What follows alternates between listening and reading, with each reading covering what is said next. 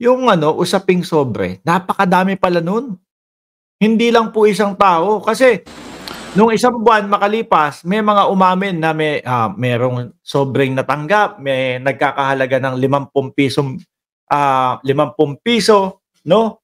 50, ang 50, 50, ang 50,000, o yan, ₱50,000 ang nasa loob ng sobre at 9 na beses naabutan ng sobre. Eto din po si Madam, nung medyo naiipit na po para maamin, napaamin na po mga bossing. Minimal lang yung kanila, maliit lang. Naawa din ako sa kanya, siguro first time niya, no? Hindi niya naman alam kung saan, pero pakinggan na lang ho natin. Kung mali, mali talaga eh. Pasensya na po, ma'am. Ipit ka talaga dito. Ma'am, meron po akong isang tanong. Ayan. Nakakatanggap po ba kayo ng envelope Naku, ano yun? kay ASEC Paharda? Tignan nyo po mga kababayan. Tignan nyo po yung itsura ni Madam. Yung tipo bang yung tipo bang ayaw niyang sabihin kasi baka managot siya, baka mayari siya. Sino po muna ba yung sinasabing pagtatanggapan niya ng sobre?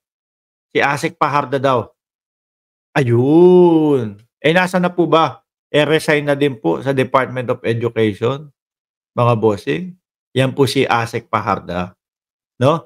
Attorney Sunshine Chari A. Paharda.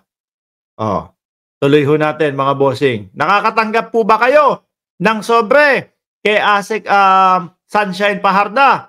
Yung totoo po, ma'am. Remember, you are under oath. Aside from your allowance, from your regular budget, nakakatanggap po ba kayo ng envelope just like Yusek Mercado and Director Osias from ASEC Paharda?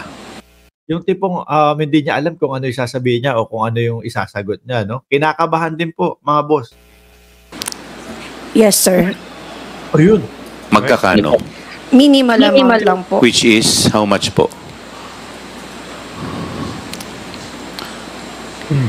It's not even, Hindi. Magkano po? It's 25,000. 25. Narinig nyo yung ginig ng boses niya. No, ayaw niyang sabihin yung presyo.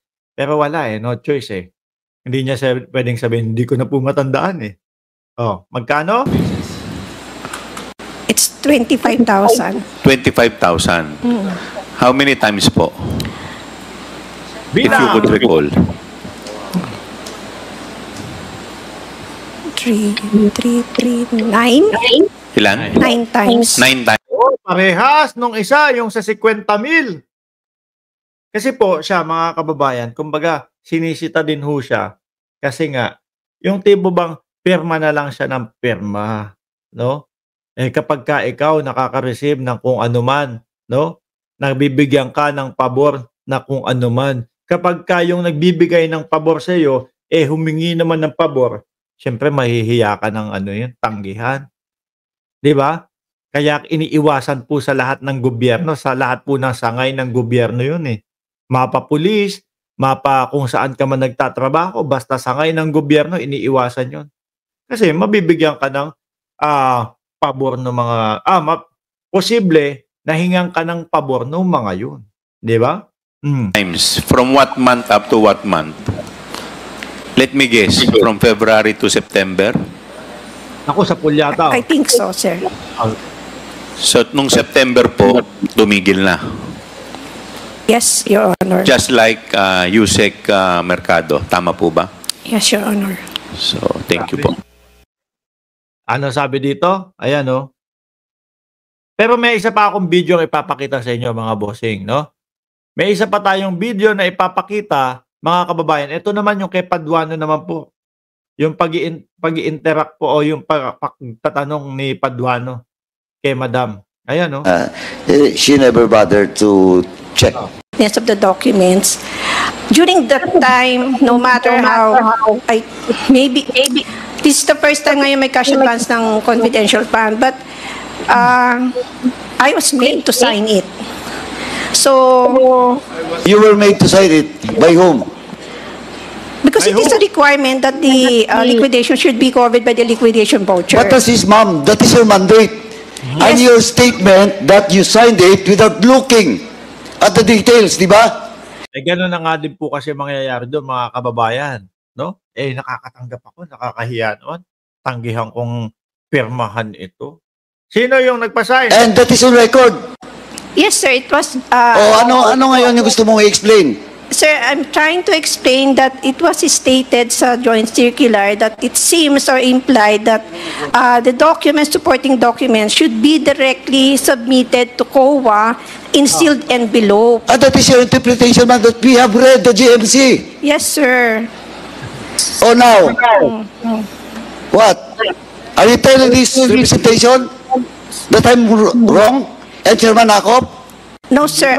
My apologies if you have misinterpreted what I'm trying to explain. No, I did not misinterpreted you. You're telling me that my statement is not correct. No, sir. I'm not saying. I'm sorry po. I'm sorry. I'm sorry, Your Honor. But I'm trying. Mga bossing, doon sa umpisa pa lang po, sinabi niya kay Paduano, eto, Na she never bothered to check the authenticity, the correctness of such liquidation report, Mr. Chairman. Sir, Excuse me, Your Honor. Yes, ma'am, please. May I correct the word not di ba? Yun, sa umpisa pa lang, sinasabi niya, pwede bang i-correct kita doon sa mga sinasabi mo? Oh.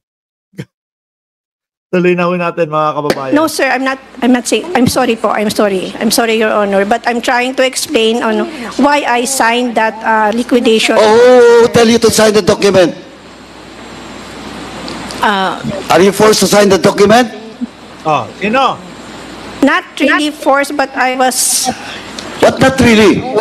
Hihingi ng pabor. requested to sign the document. Oh, you signed the document, but you never bothered to read this mandate of yours? Ma'am, who ordered you to Sino? Sabihin mo kung sino ang nagpapirma sa iyo, yung humingi ng pabor para pirmahan mo. sign the document? Kas advance yun. Pwede siya, hindi pa. Who ordered you to sign the document?